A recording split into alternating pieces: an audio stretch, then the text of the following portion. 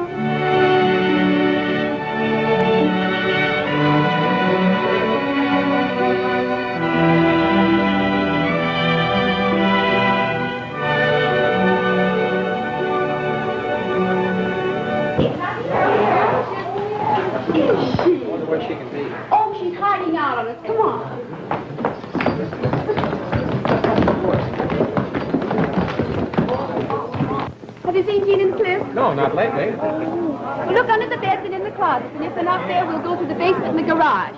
You think the hostess would be in the middle of things when we unmask instead of playing hide-and-go-seek? Yeah, listen. Oh, you better hurry or they'll find out we're gone and come after us.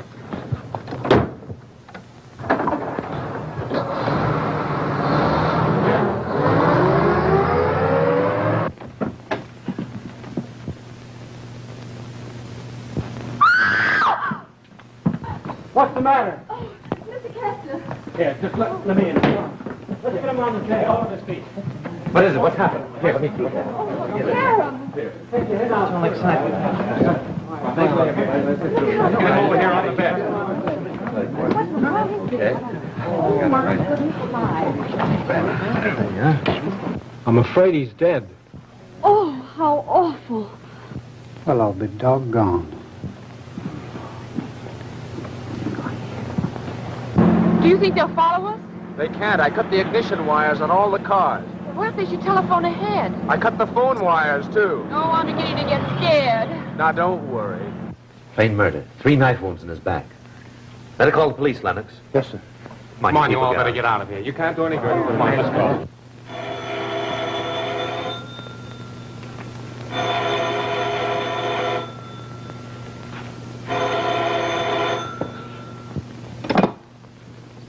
Hello? Hello, is that you, Chief? Get this. Stephen Chester's been murdered. What? Take that piece of cabbage out of your mouth and talk so I can understand you. I said Stephen Chester's been murdered. I don't know. The phone wires were cut. Servants went over to neighbor's house to phone. Yeah. His granddaughter beat it away with a guest right after it happened. Yes, we did. Sent out a broadcast to be picked up any minute now. This might be them coming out. Get your gun ready in case they get tough.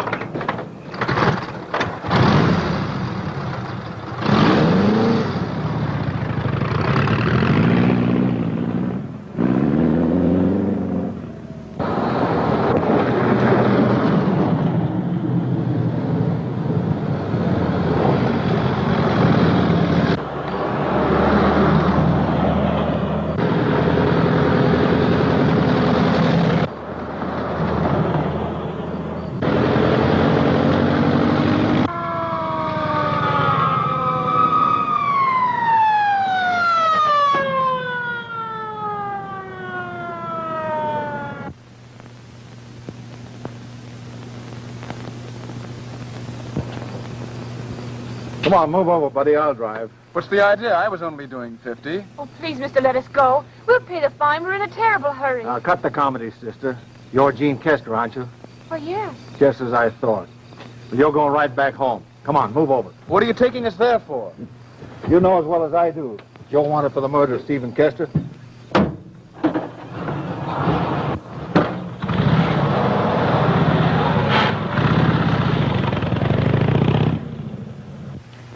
It's a list of the people who were at the party. They've all gone home now. I figured we'd have our hands full with the house guests and servants tonight. Say, if it wasn't that granddaughter of his or a sweetie, I'm a pelican. There are times when you resemble that noble bird more than you do a detective. Oh, so you got him, huh? Thanks a lot. Oh, Chance. Yes, sir. Take the two of them in there and see that they don't make another getaway. I'm going upstairs to the doctor, see if he's finished. Come on.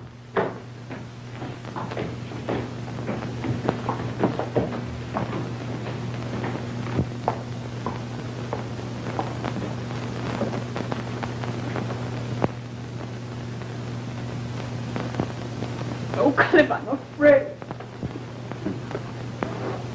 Poor grandfather. After all, death isn't so terrible to the one it strikes. It's those who live on, safe and protected in body, but troubled in spirit who suffer. Don't you think? He was wearing this thing when we found him. He lives to be about 70 and then decides he wants to be a Chinaman. Who are you? Well, I paid $10 this morning to be a yodeler. What's your name? Tracy. Which Tracy? Michael Tracy. The novelist? Well, I'm not exactly a novelist. I write detective stories. Got a police record, haven't you? Yes, I've been arrested 7 or 8 times. 4 times for creating a disturbance while under the influence of alcohol. 3 times for socking a cop on the nose, and once for murder. I was exonerated from that, though. You see, I only commit murder with pen and ink. What are you doing here? Well, I'm a friend of Miss Kester's. I'm spending the weekend here. I've been doing a little sleuthing on the side since the murder, I suppose. Well, I've been keeping my eyes open. Well, we don't want anybody gumming things up, so don't figure to help us out. Well, I know a few things you might like to hear, but I'll try to keep them quiet. You'll get a chance to spill it when the time comes.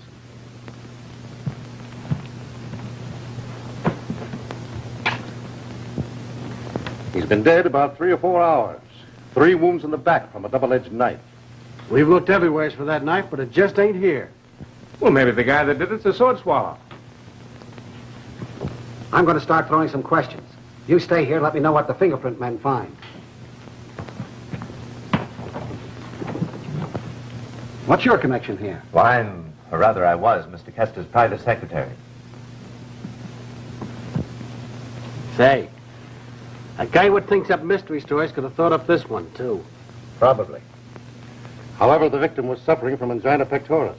He would have died anyway before long if he hadn't been killed. Sure. I guess somebody got tired of waiting. Or maybe he was mixed up with a... Ah, he's too old for that.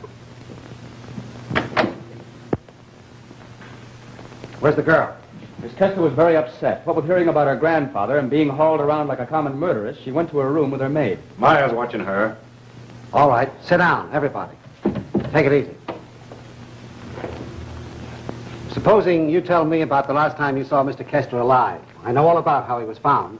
Well, Mr. Kester was having difficulty putting on the papier-mâché head, so I helped him. Then I came downstairs. Miss Kester had asked me to have the orchestra give a roll of the drums at the end of the 3rd dance as a signal for everyone to unmask. Did he come down and join the guests? Yes, sir. Where were you during the 3rd dance? I was standing at the foot of the stairs talking to Mr. Hall. Did you see Mr. Kester? Yes, I did. He went up the stairs about the beginning of the 3rd dance. Was this gentleman with you? No, he joined me a minute or so later.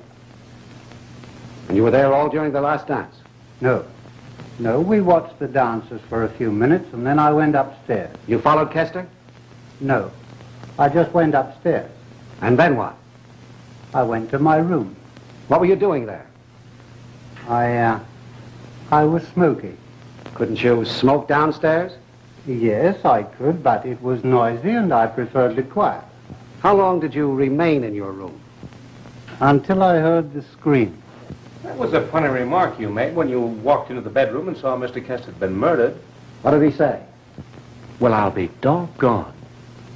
I don't know what Emily Post would have said, but didn't sound like the proper remark to make on seeing a body.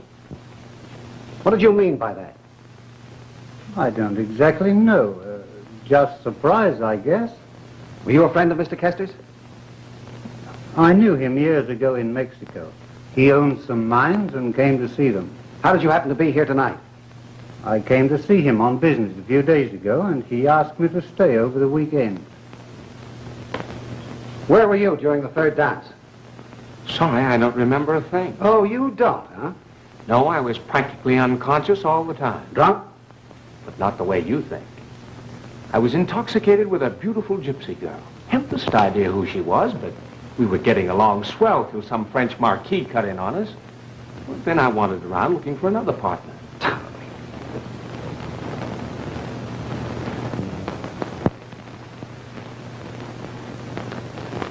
Young man, I suppose you know that your actions tonight have been mighty suspicious.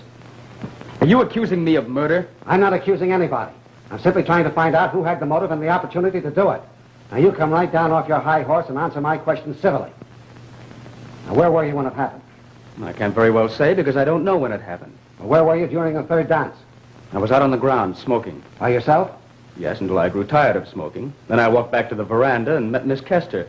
She told me she had a headache and asked me to take her for a ride. Then we both got in her car. Did you have any trouble starting it? Yes. Someone had cut the distributor wires. I put them together again, and we left just as they were unmasking.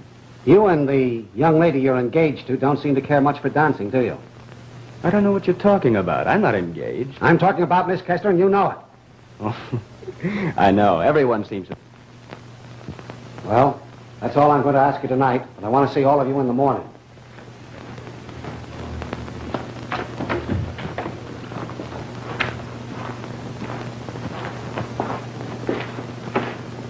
Oh, Mr. Crawford.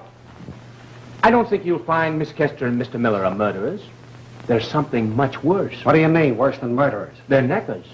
Really, young people nowadays are something terrible. Young man, if you have anything valuable to offer to this investigation, I shall be glad to get it. Otherwise, don't butt in. Oh, but it is valuable. I suspect them of being in love. According to my own private computation, I've discovered them together 14 times lately. 7 times embracing, 7 times fighting like cats and dogs. Therefore, they must be in love. Maybe they were trying to elope. I'll bet that's just what they were doing. Now, how did you happen to figure that out? Well, I got an inkling yesterday when I asked Jean to marry me. And she said she couldn't because she already had a date to elope with Mr. Miller this evening.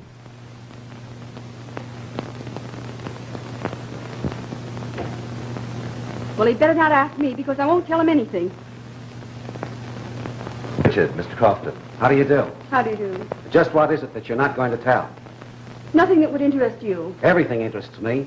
Mr. Kester was seen going up the stairs at the beginning of the third dance. After it was over, he was found murdered.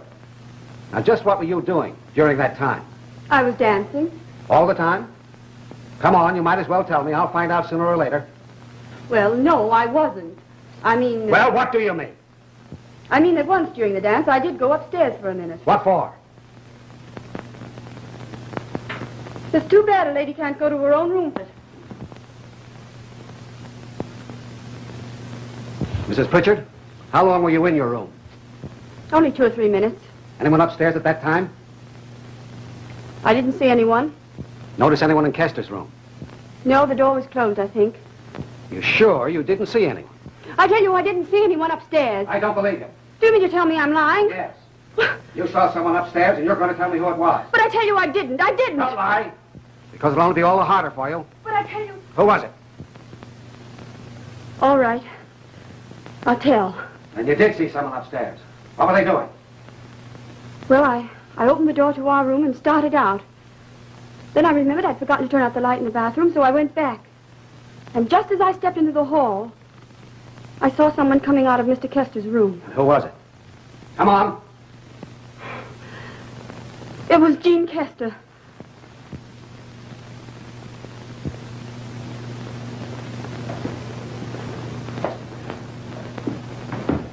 During the last dance before the unmasking, where were you?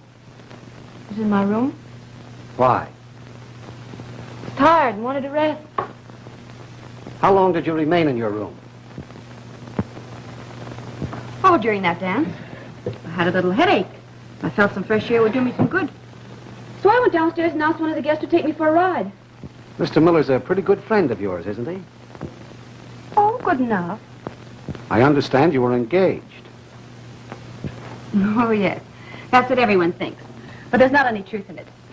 How come you took a notion to take a ride when you did? I should think, being hostess, that you would have stayed, just out of politeness. Should you? That's not answering my question. Well, then don't ask such absurd ones. If I felt like going for a ride instead of being polite, that's my affair. Maybe it was your affair, but it's mine now. Your grandfather was murdered, and it's my business to find out who did it. What were you doing in his room before you took the ride? I wasn't in his room tonight.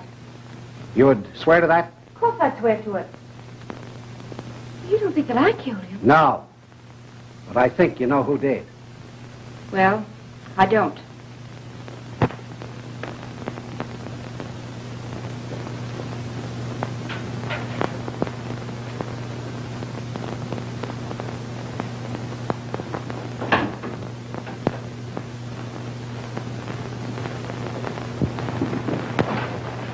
Can I go to her now? I want to ask you a few questions first.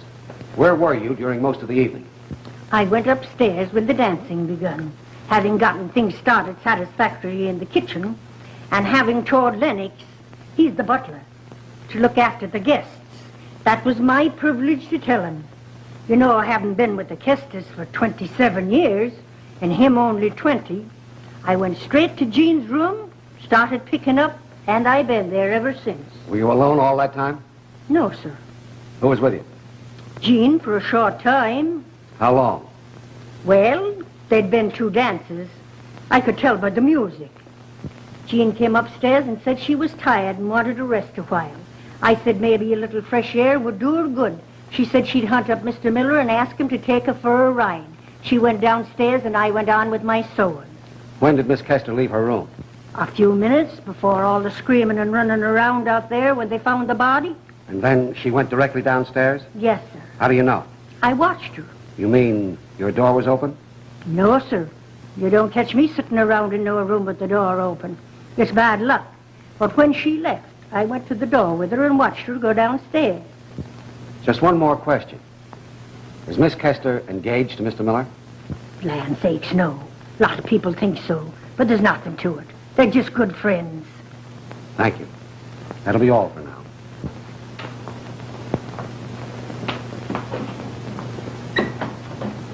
I wonder if you were struck with the same thing I was.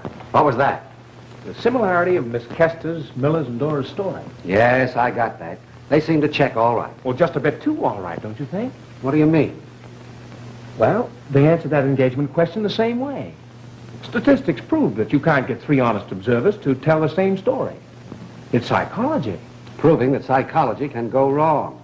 No, proving prearranged agreement. I don't think Miss Kester was in that old guy's bedroom at all. Neither do I. You think Mrs. Pritchard was lying? Sure. She pretended she didn't want to tell, but she overdid it. Bad acting. Captain, Mrs. Pritchard wasn't lying. Jean was. How did you get smart enough to figure that out? Well, I saw myself. Were you upstairs during that dance? Yes, I happened to go up to my room. Well, you see, I needed a safety pin to retain my decency.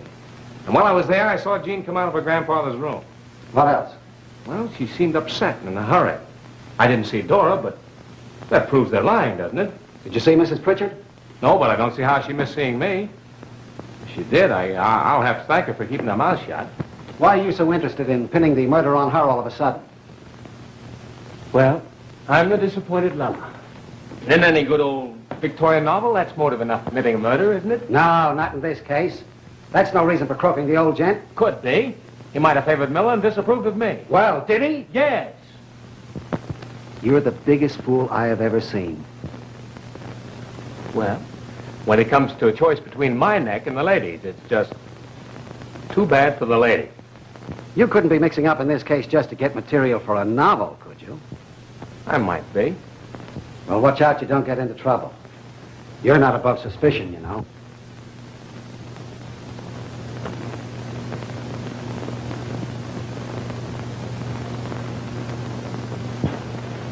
I'd like to talk to you.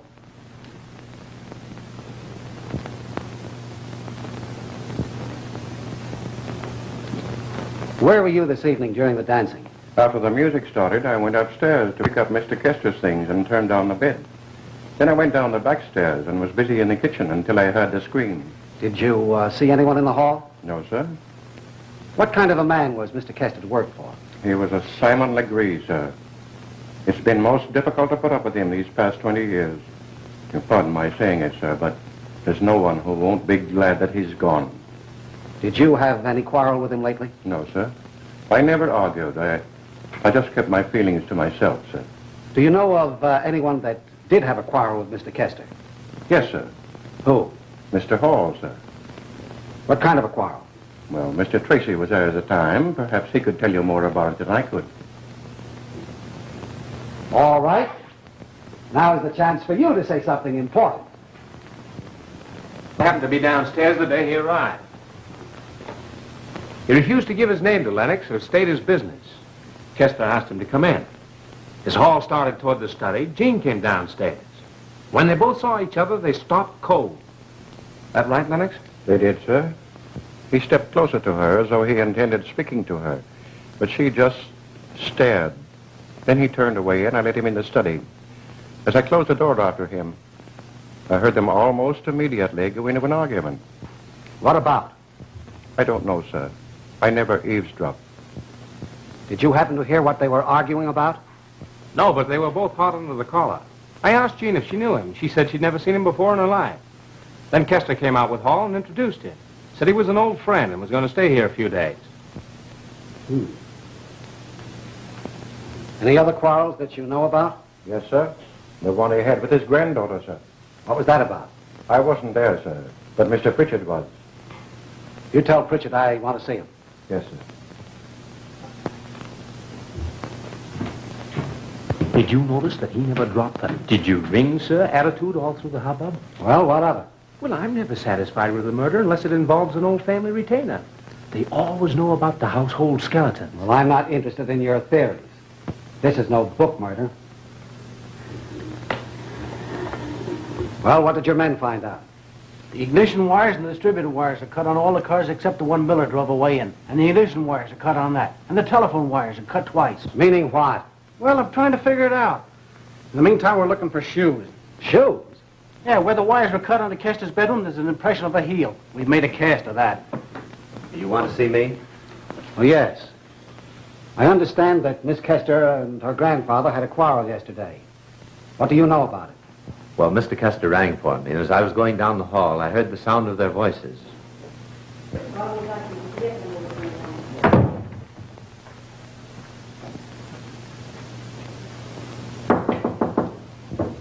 Come here. You gave Lennox orders to prepare the room so they could stay, didn't you? Certainly I did, and I do it again. I'm the one to give orders, house. Well, they're my friends, and if they want to stay, they'll stay, or I leave with them. All right. As long as they're here, they can stay. But they'll not come here again. And why not? Because I won't have trash like they are mollycoddling around you. They play up to you, make love to you, and you let them. Of course I do. I'm human.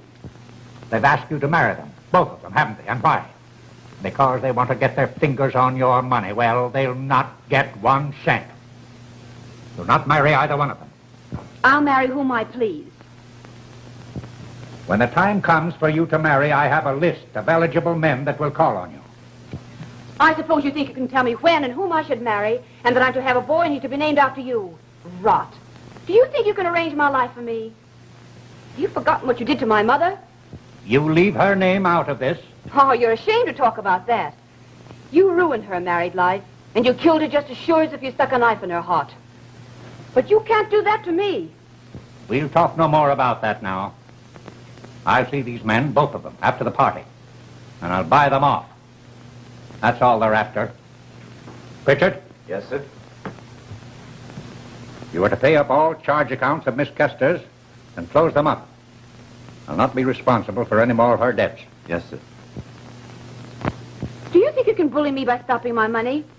You forget I have some jewels left. You've pawned some of them already, haven't you? Why, of course I have. You stopped my allowance about 6 weeks ago. How do you think I got my spending money? When you come to your senses, your allowance will be waiting for you.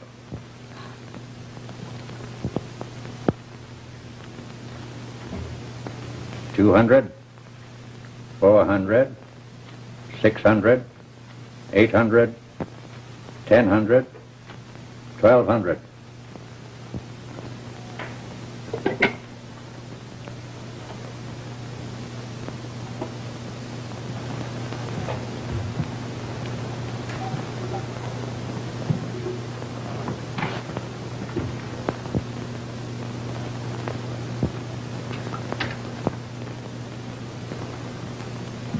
Cricket, you will ask Mr. Rayner to bring my will out tomorrow. I want to make some changes. Yes, sir. Also, take all the Arco mining stocks I have and sell them. I might have known you'd want to cut me out of your will. Well, go ahead and try it.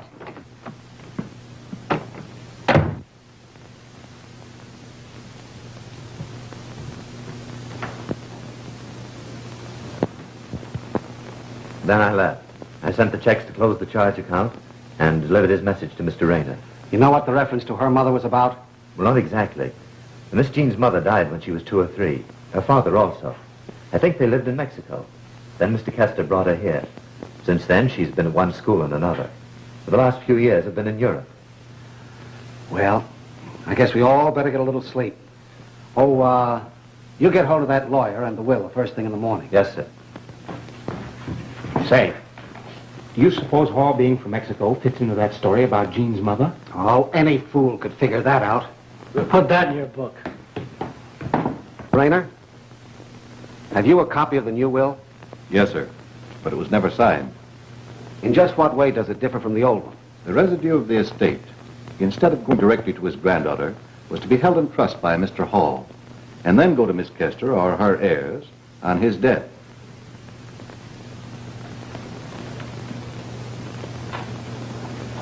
Do you think the new will would hold up in court? I think it would, if I were to swear that it was his wish and intention to sign it as soon as it was made up. Do you know why he wanted to sell those mining stocks? I didn't bother about those things much. Mr. Kester dabbled in stocks, but Pritchard took care of the details.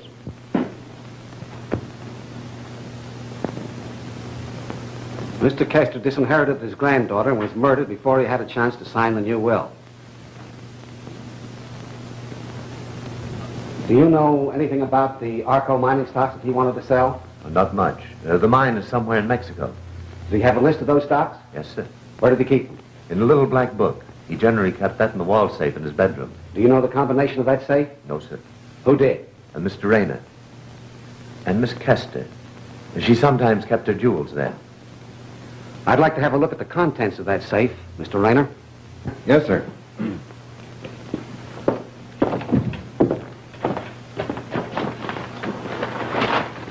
Caught this bird sneaking down the back stairs with these shoes under his arm. Where were you going? I was going to ask one of the servants to have the heels straightened.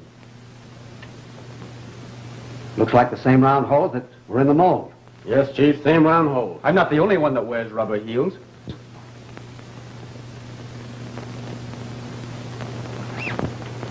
You sit down over there and keep cool. I'll attend to you later.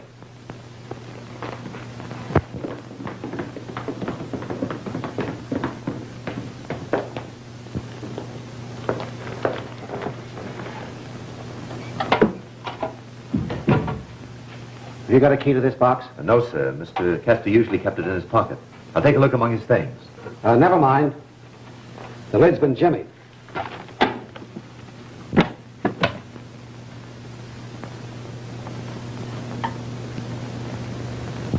I suppose this goes to Hall according to that will. You'd better take care of it. What I've got to do is to find the $1,200. Say, Regan, you go and search Miss Kester's room, and while you're about it, look for that double-edged knife. Yes, sir.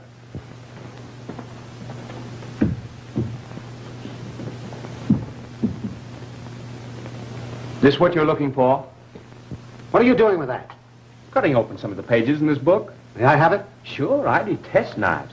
Ever since my uncle's, he was a banker, stabbed himself in the vestibule. We can do without your comedy. Okay. Where did you get this? On the roof outside Mr. Kester's bedroom. I found it this morning. Did either of you ever see this knife before?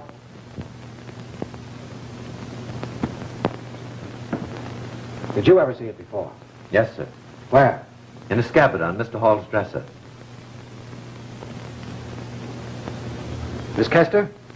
There are still some things that puzzle me about last night. You're sure that you were at no time during the evening in your grandfather's room? Oh, excuse me, but for some unknown reason, I wasn't able to sleep very well last night. You and your grandfather had an argument the day before yesterday, didn't you? Well, I didn't keep a carbon copy of my actions. But you don't have to strain your memory to know that he cut off your allowance for the last 6 weeks, and that he put the whole $1,200 in the safe. Yes, I remember that. Grandfather was very much annoyed at my extravagance. He was trying to cure me. Any other arguments between you lately? No.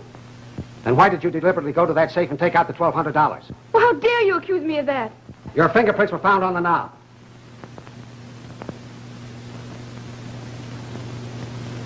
Why did you take that money? But I didn't. I tell you, I didn't touch the safe. Lying won't get you anywhere. What were you doing in your grandfather's room last night during that last dance? I won't have you badgering her like this. No, you won't. Well, who's asking you what you'll have or what you won't? You have no business torturing a defenseless girl who can't strike back. Poor young girl. She wasn't so defenseless last night that she could go to her grandfather's room and commit murder. Keep your shirt on, youngster. That won't get you anywhere. Go on. Sit down. Now listen, both of you. Cut out the melodrama. Can't get away with it in a murder investigation. Now suppose you both come clean and tell me what you were doing in your grandfather's room last night. Gene, remember what I said. Mr. Crofton, I apologize for what I did just now. You have every right to ask whatever you see fit. On the other hand, Miss Kester has an equal right to refuse to answer until she's before a grand jury. You know that I can hold her as a material witness and detain her in the county jail? Yes, and I'm also aware that she can be released under a writ of habeas corpus. Oh, so you know your law. Yes, I've been studying law. Yet you're hardly the one to speak for her. Supposing we let Miss Kester speak for herself. I have nothing to say. Then there's only one thing left for me to do. Chance. Place Miss Kester under guard till I can take her down to Mineola. Come on. Not you. I want to ask you some questions. You'll find it useless. I refuse to answer anything you may ask me. Even before you know what it is? Even before I know what it is. Found it, Chief. In Miss Kester's room? No, I couldn't find a thing there. Her maid was acting suspicious, so I locked her up and searched the room. Found it tucked in her knitting yarn. All right, keep your eyes on these two. They're under arrest. For murder? No, as suspects. Oh, come on, you two.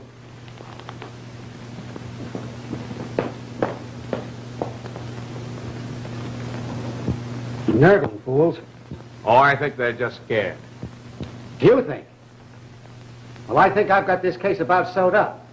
But I've got to get them before the grand jury before I can get anything more out of them. Well, before you make the arrest stick, you better investigate that.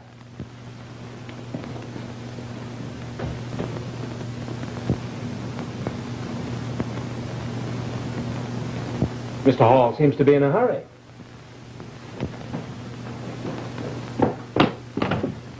Regan, Chance!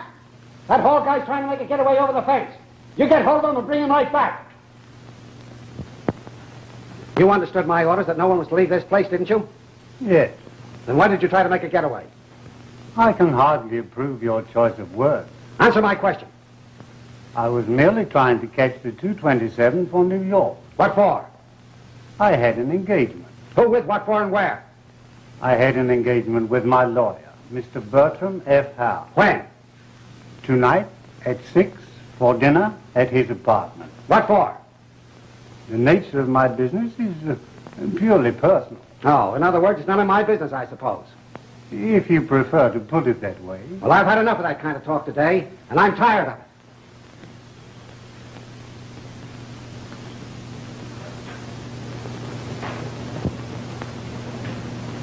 This yours? Yes. Then you admit it. Perhaps you'll admit throwing it on the roof outside of Kester's room. No, I didn't. It's been missing from my dresser for 2 days. Did you report that to anybody? No. Well, that's all now. Well, I check up with that lawyer of yours. Don't you try to make a getaway again.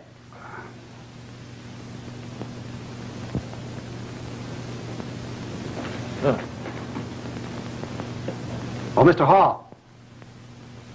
Where did you get such an unusual knife as this? In Mexico.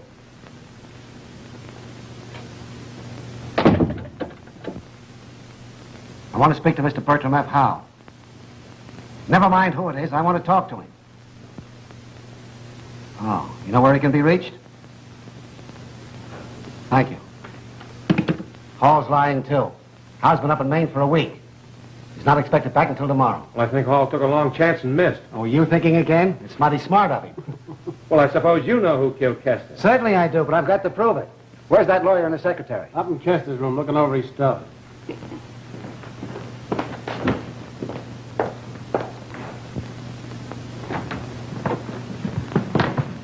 Anything missing? Can't find anything out of the way regarding his investments. Of course, I can't be sure till I get back to town and check his deposit box. You fellas were pretty close to Kester. Ever hear him mention Hall? I've never heard his name mentioned in the 10 years I was associated with Mr. Kester. Just an idea of my own, of course, but on 1 or 2 occasions I heard Mr. Hall mention the Arco Mining Company, and Mr. Kester seemed well uncomfortable. Kester owned some of that stock, didn't he? He did until day before yesterday. I sold the last of it for him. $14,000 worth. It's entered here in this little black book.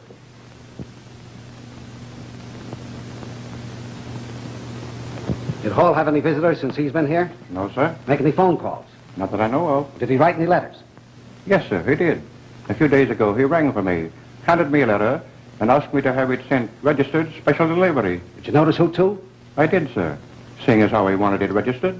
To a Mr. Howe, sir. Did he say anything else? Well, he asked me if Miss Kester was up yet. I said no. Then he asked me to send Dora to him. And did you? Yes, sir.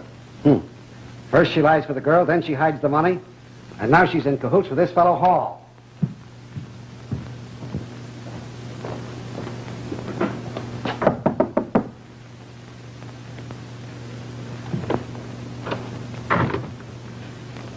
When did Miss Kester give you that $1,200 to hide for? What, $1,200? The $1,200 was found in your knitting ball. Come on. You know what I mean. I swear with the Holy Mother of... I haven't any idea how that $1,200 got in my knitting ball.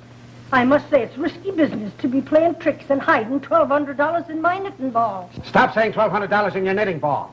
Yes, sir. Do you know anything about this fellow Hall? He's a very fine gentleman, and very generous, too. Annie, the second maid, was telling me he gave her $1. He said just because she was so pretty, but never a bit familiar, just kind and generous. Ever hear Kester talk about him?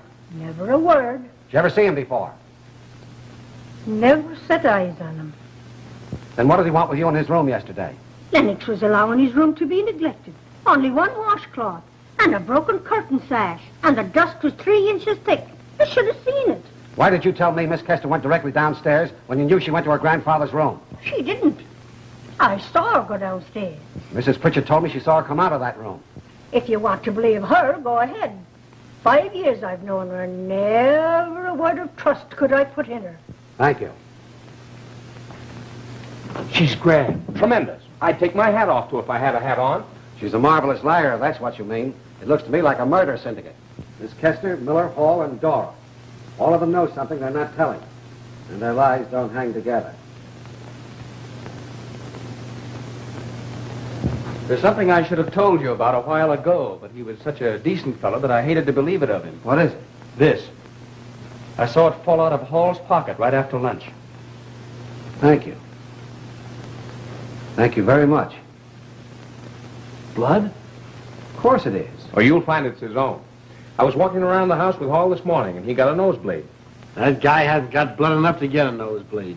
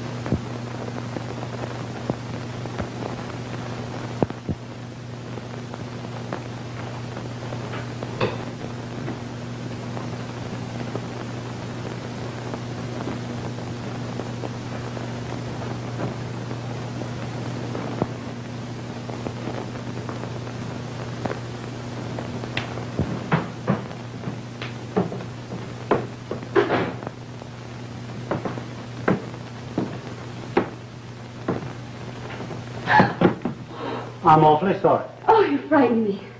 I was on my way to the kitchen and saw the door open and thought it rather unusual. Yes, 2 minds with but a single thought. You know, I too was hunting the icebox and I lost my way. It can't be down here. Suppose we look together. It's right over here.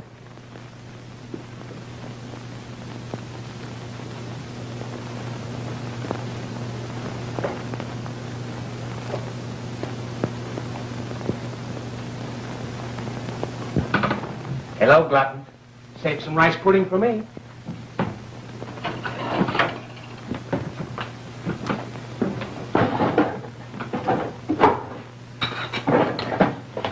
I was so famished I couldn't sleep.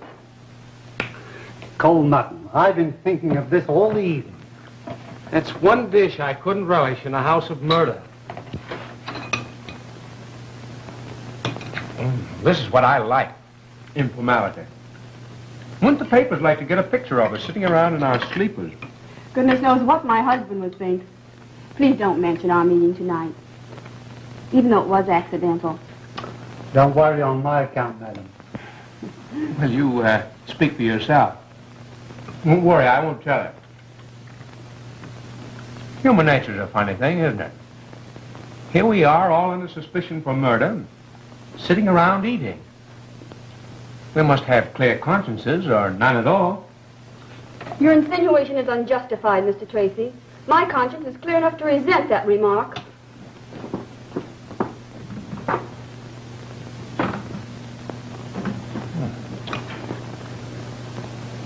Just exactly what do you know about this murder, Mr. Hall? Just as much as you do, Mr. Tracy.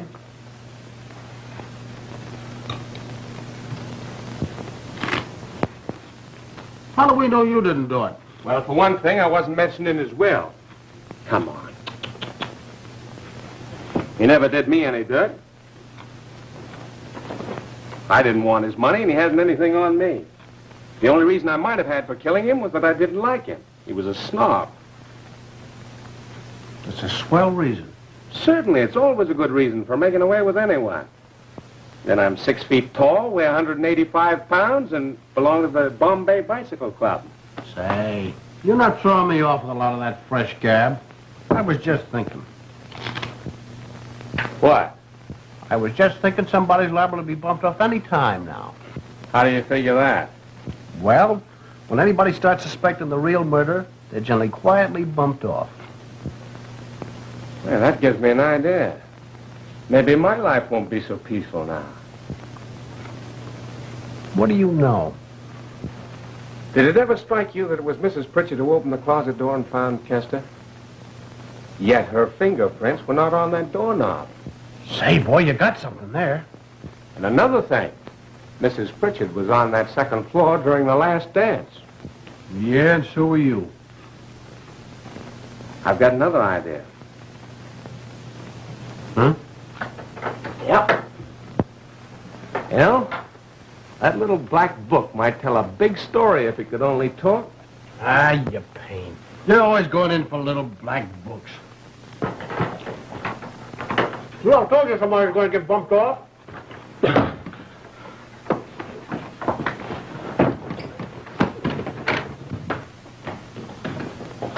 What was that? Don't know yet. Keep quiet. Where was it? Shut up, everybody. That was a shot. Sounded like it came from over there.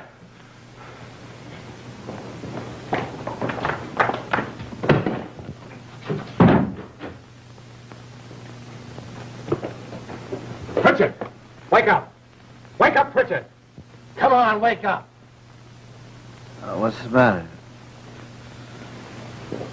Wake Come up. on, wake up. What's happened?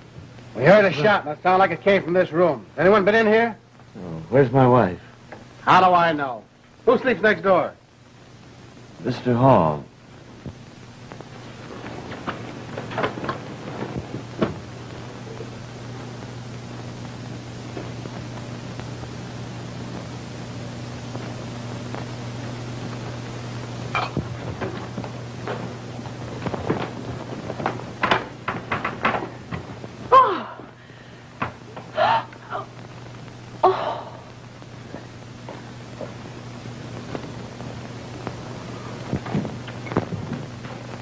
Chief. Paul's dead. What? Dead. Bullet through his heart. Well, I'll be doggone. That's exactly the way Hall felt about it. What do you mean? Well, that's what he said when he looked at Kester.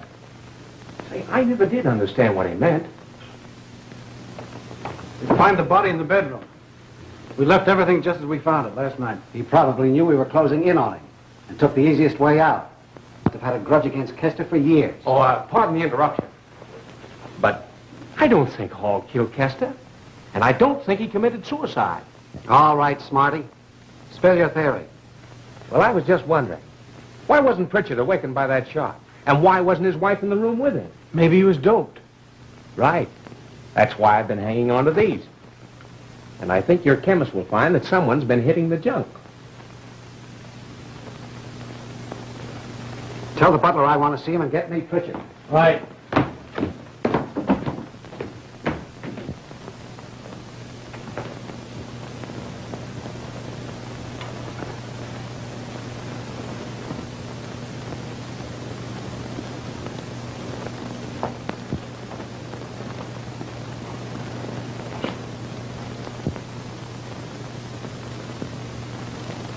Go on.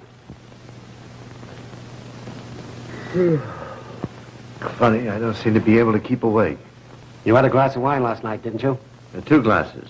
The wine doesn't usually affect me like this. 2 glasses? Yes, my wife didn't want hers, so I drank them both. When Lennox brought the wine up to the room, who took it? Let me see. I think my wife did. What's that got to do with what happened last night? Oh, nothing. Just clearing up a few odds and ends. This suicide sort of settles things. That'll be all just now.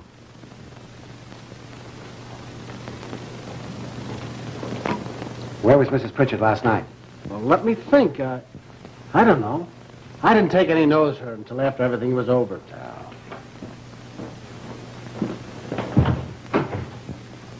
Oh, Dora, Yes, sir. you heard that shot, I presume. I did that. And I was never so scared in my whole life. Do you remember seeing Mrs. Pritchard come out into the hall? No, sir, I didn't. When I left my room, she was still there. I don't remember when she left. Your room? Yes, sir. What was she doing there? She was sleeping. She came in and woke me out of a sound sleep, saying as how nervous and scared she was and wanted to sleep on the day couch. Is she in the habit of doing that? Not in the 5 years that I've known her. Which, if you ask me, is 5 years too long. Thank you.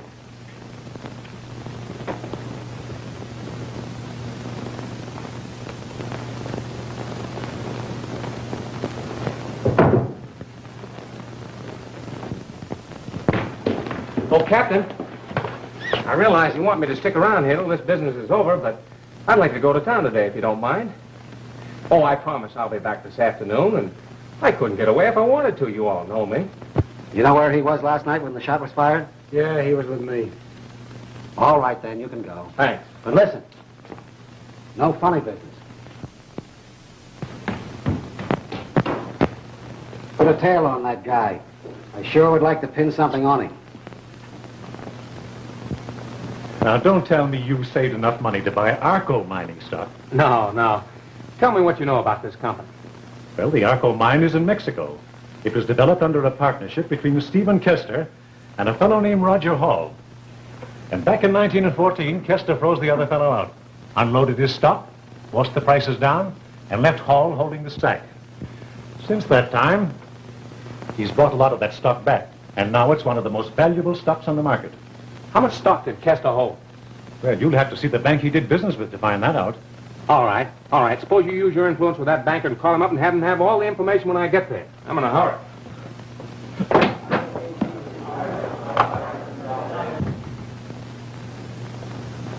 He had $111,000 worth 2 days before he was murdered. $111,000. Mm-hmm.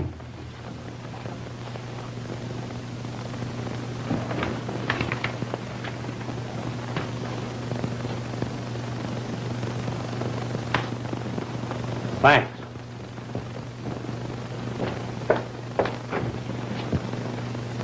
In my opinion, the original figure was 111,000. The first one has been incorporated into a dollar sign. and the cross on the fore has been added with an ink of a different chemical basis. Could have been done easy, couldn't it? Thanks.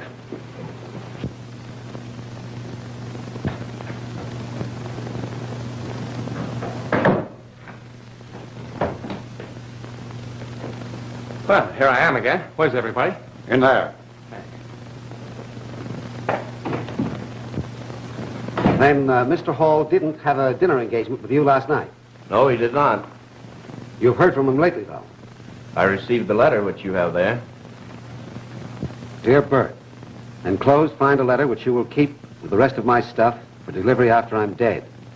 It won't be long now, which isn't such a joke as you might think. I won't be seeing you again soon. Roger.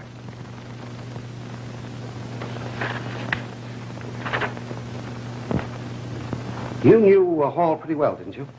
Yes, I've been his friend for a number of years. I'm the executor of his estate, whatever it is. Go and get Miss Kester for me.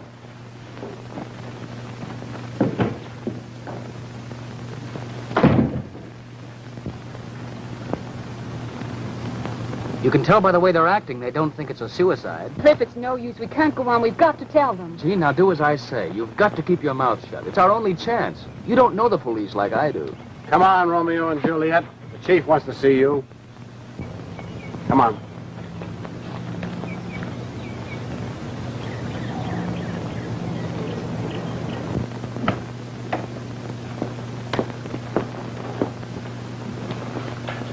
Mr. Howe brought me a letter to you from Mr. Hall. Well, I don't understand. Why should he write me a letter? It was to be delivered to you after his death. I'd like you to read it.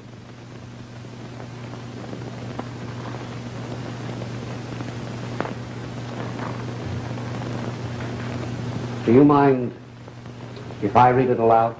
Oh, go ahead.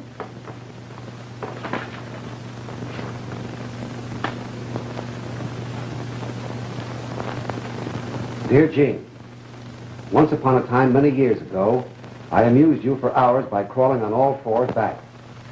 Now you know the other afternoon was not our first meeting. Small wonder, then, I may have appeared to you like some strangely remembered ghost from the past. That past reaches back to when I was a mining engineer in a project with your grandfather. It was then I met your mother. I shall not try to tell you my feelings for her. I shall only tell you that I loved her more than all the world. Shall I go on? Yes. My case was quite hopeless from the start. She had already fallen in love with another man, your father, a charming, delightful man. Your grandfather forbade your mother to marry him. So straightway she packed up her things, met Pete, married him, and went to live in the little college town where he was teaching. I was the only guest at their wedding in the city hall. Shortly after that, I went back to the mines, and for 2 years I was up to my neck in work. And then I got a letter from Sylvia announcing the birth of her daughter. Soon after that, a second letter came. Your father had died of incipient tuberculosis. What little money there was eaten up by doctor's bills. Was there any kind of a job she could do? I wired her the money, and immediately she arrived with her baby. You were very red and squalling, and the first time I tried to kiss you, you socked me in the eye for the fresh guy that I was. Sylvia took a job in the mine office, helping with the bookkeeping, doing clerical work, and writing some letters for me. What a come down from the luxury of your grandfather's home. She got up at 6, prepared your bottles for the day, bathed you, and took you to your daily parking place. Then she worked in the office until 6 at night. I begged her to write her father. She refused. So I did, and told him how much she needed help. Soon after that, the Arco mine steadily declined. We were short-handed, and the strain on Sylvia was ghastly. You alone thrived, grew fat, and then one night, your mother died. She was murdered. Murdered by her own father, just as surely as if he had shot her with a gun. He murdered her, and so help me, I'm going to murder him. But I'm getting ahead of myself. You were left behind, and what a puzzle you were. I thought for a while I would keep you for my own, but I soon realized the folly of that. So again, I wrote your grandfather. Then Dora arrived. I didn't feel so badly parting with you when I knew she was to be your nurse. I've had my hands full the last few days to keep her from telling who I am. After all these years, I found myself back in New York. I couldn't resist the temptation to take one more look at you before I died. I blackmailed your grandfather into inviting me to stay here for a week. So here I am, and I've seen many things. Jean in love with a poor young man, and Kester making their love affair bitter and furtive. But you, my dear, are not the woman your mother was. You couldn't stand up under the poverty and worry and work as she did.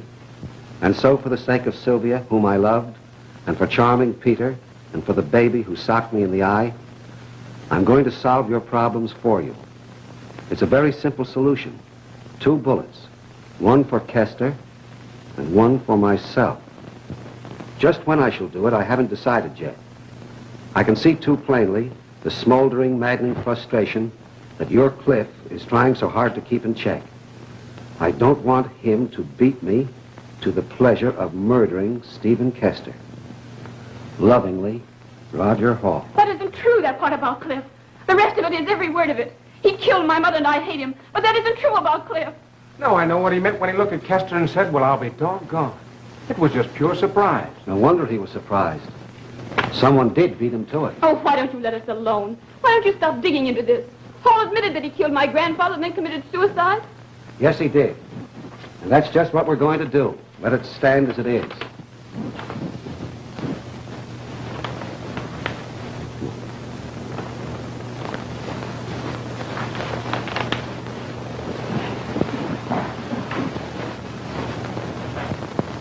Oh, yes, the captain's been assuring the newspapers every day that they can expect an arrest at any moment.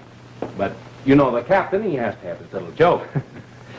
I can't understand all the movements of the detectives. Well, just at present, they're more concerned with certain aspects of his life than the actual manner of his death. Well, I'm sure they can find nothing but good in his life. Smoke? Well, thanks.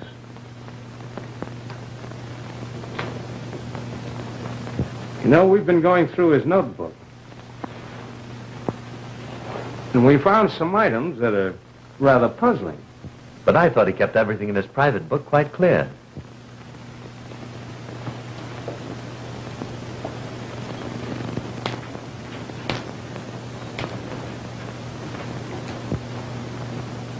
What are those? Marbles. Or maybe glass eyes. I got them from Mr. Hall. He told me rather an interesting story about them. Did you ever see them before? Why, no. Pritchard, just why was it necessary for you to change certain figures in Mr. Kester's notebook? I don't know what you're talking about. That's too bad, but the advantage is mine. I happen to know what I'm talking about, and I know you know what I'm talking about. Why, you sit down. It was a difference of $97,000 worth of stock. I suppose you know nothing about that. Certainly not. Just how does it happen that you're able to afford an expensive apartment on the salary you receive here? And how were you able to buy a $3,000 car and store it in a garage? And how did you manage to send your wife on an expensive trip to Europe last year? And what about those losses in stock speculations? What I'm getting at is this. You took Kester's stock to cover yourself. You can't deny it, can you? No. Well, I guess you've caught me. It's a lucky thing for you Kester was killed before he found out what you were doing. But I didn't do that. I mean the murder. Oh, no? Of course not. How could I? I wasn't upstairs during that last dance. But your wife was. But she wasn't in that room. She told you that. It was Miss Kester. My wife saw Miss Kester come out of that room. Yes, but your wife didn't tell us what she did when Miss Kester came downstairs. It's just possible she might have gone in there. You're lying. You're lying and you know it. You know I didn't go into that room. How should I know? Because I saw you up there in the hall. I saw you come out of your room and follow Miss Kester over to the top of the stairs. You were up there at the time he was murdered. Why didn't you tell the detectives that? You got me there, sister. Maybe you won't be so ready to accuse other people now.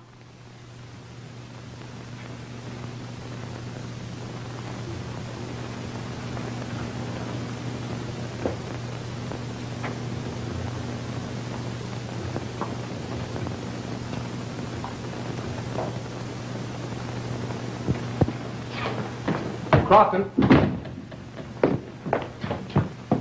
Listen, You guys haven't discovered anything yet. You've been running around in circles. Do you want to hear some news? Do you think you can tell us anything we don't know already? Yes. There's going to be another murder around here pretty soon. And I have a sneaking suspicion I'm slated to be the victim. Oh, and I suppose you want me to detail about 20 men to guard that pretty body of yours, That's just what I don't want. But I want you to take all your men outside tonight. That's a good one. Do you know any more? Oh, you can throw a cordon of the whole department on the outside, but keep these halls clear. And I'll promise to be responsible. For your own murder? Sure. I won't close my eyes all night. Go on, let him get bumped off. Be one less guy to suspect. Well, it isn't going to do any harm to watch things from the outside. I don't know. What are you going to do? Well, I'm going to play marbles.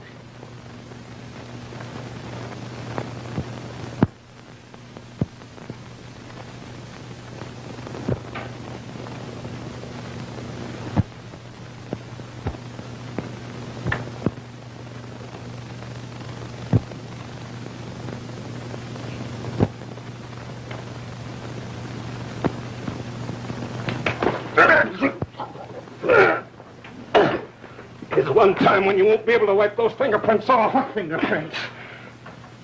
The ones on the gun that Hall was supposed to have used. It's just funny, but he couldn't have wiped those fingerprints off after shooting himself. No, you can't pin that on me. Well, I'm not trying to. It's strange, Pritchard, but there was no odor of white on your breath after you were so hard to wake up. Now take a look over there.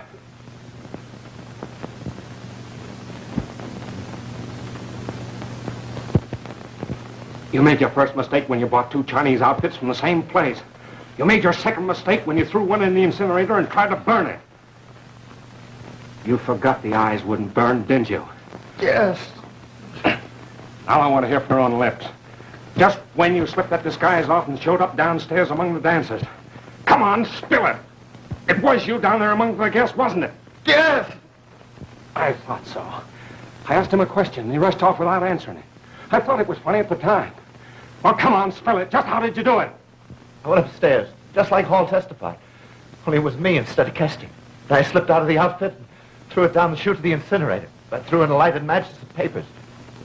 Then I went down the servants' stairs and showed myself in the hall.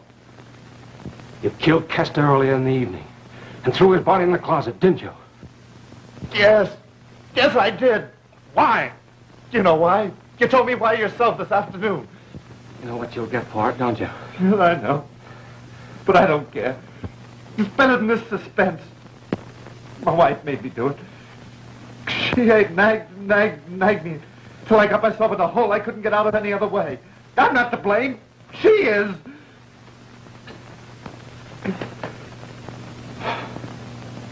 What are you going to do with me now? Nothing. Crofton and Regan will be here the first thing in the morning. You can go now.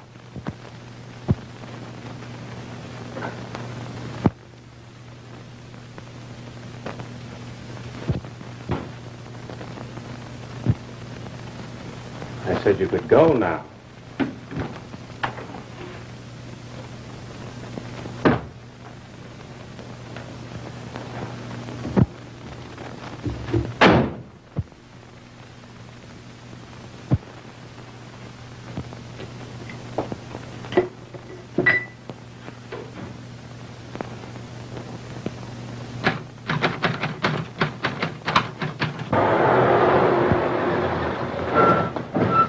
Anything happened? Not a sound all night, sir. I might have known it was a lot of hot air.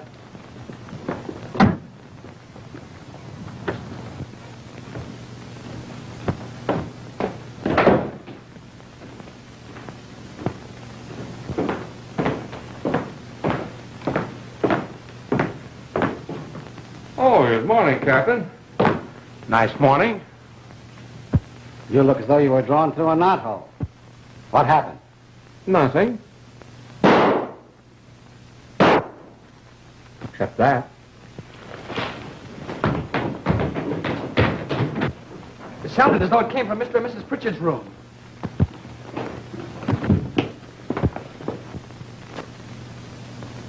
Well, I'll be doggone. Yeah, that's what Hall said.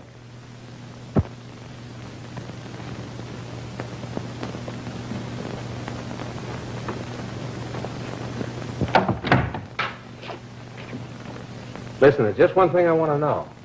You took that $1,200 out of the safe to get married on, didn't you? Yeah. Could you get married without it? Sure. Well, go ahead. Preachers get up early, and I'll fix everything with Crofton. Go on, quick.